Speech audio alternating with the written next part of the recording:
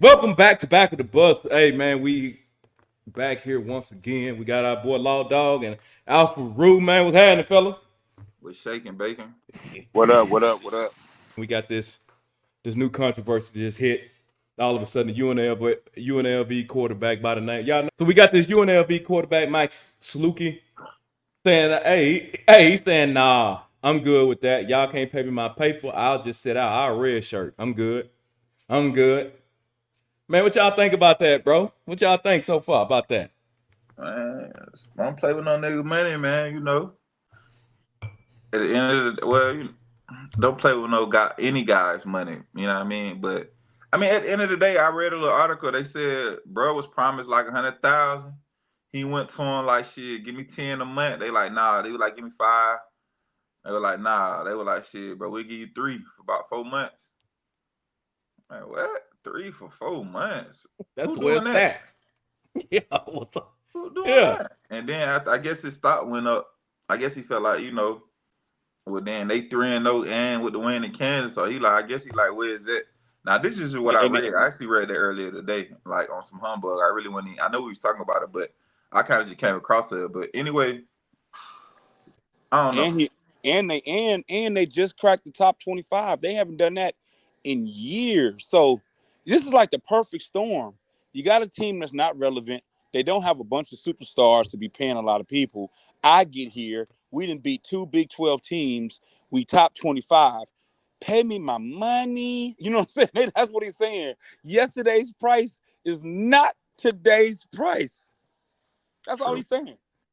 And then y'all know Barrett Alexander. He just I don't see why he ain't going to the draft though. I'm trying to figure out what he doing because he was already ready to transfer out of USC this summer, and it's like the second time he don't because he was at Georgia, went to USC, played the season, then he threatened to kind of sit out and transfer. Then he came back. Now he finna red shirt. So I don't like. What guy is this? What position is this? What position is this? D tackle. Oh, that big boy. Yeah, that big boy. Yeah. Yeah. So yeah. I don't know, bro. Like I said, I want the NIL. I don't really, like I said, I can't really say, but you know what I'm saying. If you owe a nigga, pay him. They got it. Y'all 100 years backdated on paying niggas. So just go ahead and get on folk. They cheese. What's 100,000 anyway for real? In Vegas. Right. Facts. Especially when coaches got $500,000 bonuses waiting on the sideline, waiting on them. Yeah, bro. You could take that out there. A private flight budget. Yeah, you're right. And I think I heard Paul Feinbaum speak on it today. UNLV quarterback Matt Sluka left the ranked and undefeated Rebels on Tuesday night over claims of unfulfilled verbal NIL promises. Sluka's agent, Marcus Cromartie, told ESPN that UNLV didn't come through on a verbal offer of $100,000 from an assistant coach. The quarterback's father, Bob Sluka, told ESPN that head coach Barry Odom later said in a phone conversation the offer wasn't valid because it didn't come from him. Now, in a statement, UNLV said the following. Matthew Sluka's representatives made financial demands upon the university and its NIL collective in order to continue playing. UNLV Athletics interpreted these demands as a violation of the NCAA pay-for-play rules, as well as Nevada state law. All right, things are getting a little messy here, so Paul Feinbaum is going to help us break it all down. Paul, top of the morning to you, sir. What is your take on all of this? Yeah, Molly, it's a bad story until you read that statement from the university, and then you literally want to throw up. This is a university that clearly offered this young man an opportunity, offered to pay him, reneged on that, and now they're essentially accusing him of being a grifter, a scam artist. And that's why people hate the NCAA, and that's why people really are fed up with the way things are in college athletics. It's a free world right now, wild, wild west. Everybody's getting paid, and what he is being offered, Stephen A. and Molly, that's a backup tackle at an SEC school. That doesn't even qualify. And I'm not making light of $100,000. That's a lot of money. But for this university to turn on him, it's beyond the pale. You know, you would think that after all the NCAA has been through, that they would learn and they would know better. But you know, it's something to be said about being the last one at the party. You understand? When you're just too late sometimes. You're just too damn late. And that's what this comes down to. So you got a guy here, Matthew Sluka, Molly and everybody, just so we know. The guy's 3-0, all right? passing for 318 yards, 6 touchdowns, rushing for 253 yards, and another score. What was his quote? I committed to UNLV based on certain representations that were made to me, which were not upheld after I enrolled. Now, for those that are sitting there saying, well, why would he just walk away or whatever? Because you're maintaining a year of eligibility. You can redshirt this year, transfer, go someplace else, and still have a year of eligibility to play college football. Well, first of all, he obviously has aspirations to play beyond college football, but more importantly than that, he's trying to get paid now. While he has the opportunity to do so, why should he stay there with a university that doesn't keep their word? Now, we can look at him, and some people might be abhorred over the fact that, you know what, he just walked out on his team or whatever. Well, here's the problem. It's business.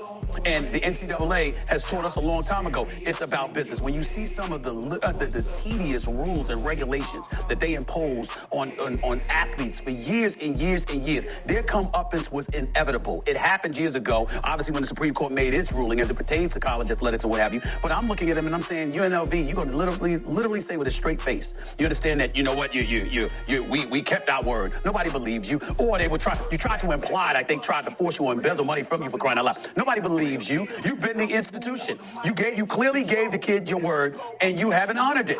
And so for me, even though I don't like this per se, I appreciate Sluka taking the position that he has taken and bringing attention to the importance of keeping your damn word. Yeah, he's illuminating it. And with that, Paul, do you feel like this could be a sign of things to come?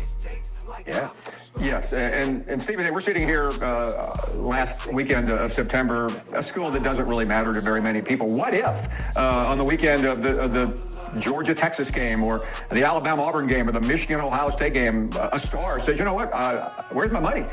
It's going to happen because everyone in college athletics is watching this, and they're watching how disgusting it is. And no, there was not a written contract. There's a verbal agreement, and in the state of Nevada, that's not going to hold up in court. But this isn't about litigation. This is about right and wrong, and every school in the country probably would do the same thing. And that's people out there who maybe aren't paying attention are going, well, this is wrong. No, it's not wrong. This is where we are right now. Thanks to the Alston case, thanks to Justice Kavanaugh finally setting the NCAA straight. And meanwhile, this is going on. And we're talking, quarterbacks, Stephen A. are making the top quarterback in college football between $3 and $5 million.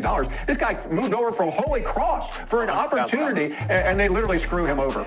You're absolutely right. I feel no sympathy for you. As a matter of fact, I think this is a blemish at UNLV because first of all, you don't have but so many resources as a football program to begin with, right? Gone are the days of Jerry Tarkanian coaching UNLV for basketball. Okay, those days.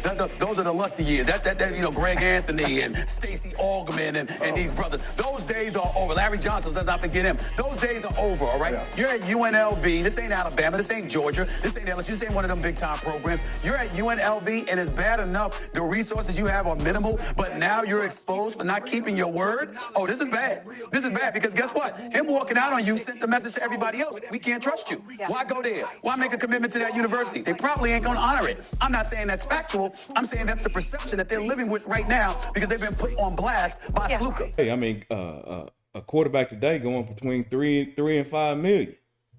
Now, they might be a major program, but that's what they getting paid. Old boy just said he wanted 100 stacks. He went to Holy Cross, graduated. He just looking for 100 stacks, bro. That's life. Yeah, I know that ain't nothing, right? I think he's doing the right thing, bro. I sit out too until they give him my paper. I think the only problem is, even if they give him the paper now, I think he put himself in a situation where they can't fix the situation now.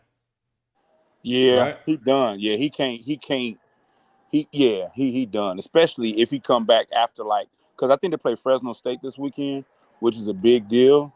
So it's they got to win that game. So it's weird. It's a weird thing. Right. They better holler at one of them casinos and let him go in there and act like he won, hit something, so he can get paid. But why you gotta do all that, bro? 100,000 come from. I'm pretty sure it's a known already to anybody, a gambler.